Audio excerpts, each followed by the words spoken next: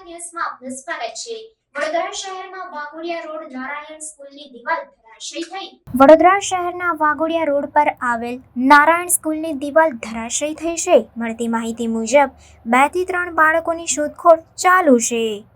Reporter Arif Syed સાથે cameraman Ibrahim Taiyadiwala, secular Gujarat news, Vadodara.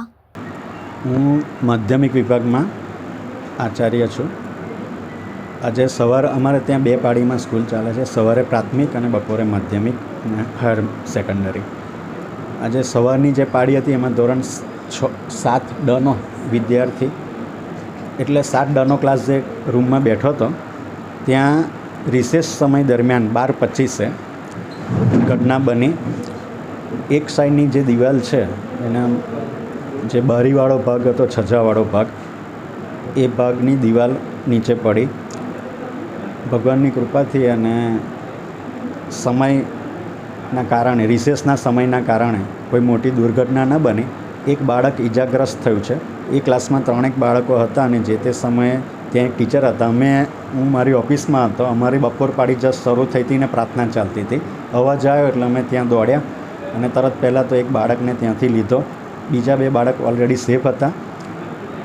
ત્યાર પછી તાત્કાલિક અમે એ આખો ફ્લોર, એની ઉપરના જેટલા બધા વર્ગો છે, તાત્કાલિક ટીચર્સ અમારા સૂચના આપી કે ભાઈ આખું સ્કૂલ ખાલી કરી દો અને બધાને ગ્રાઉન્ડમાં લાવી દો। અને પછી અમને જાણ થઈ કે એક જ બાળકને વાગ્યું છે। તાત્કાલિક બાળકને પ્રાથમિક વિભાગના આચાર્ય, એમના સેક્શનના, એમને તાત્કાલિક બાજુના દવાખાનામાં લઈ ગયા। બહુ ગંભીર વાગ્યું નહોતું, 2 ટાંકાને થોડો ભાગ છોલાયો હતો।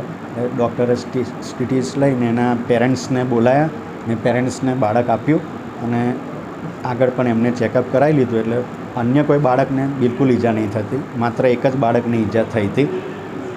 તાત્કાલિક સ્કૂલ ખાલી કરાવી દીધી અને એ ફ્લોરો બધા ખાલી કરાવીને બાળકોને નીચે ઊભા રાખ્યા અને બાળકોને પેરેન્ટ્સને સૂચના આપી તાત્કાલિક ધોરણે બાળકોને ઘરે મોકલ્યા।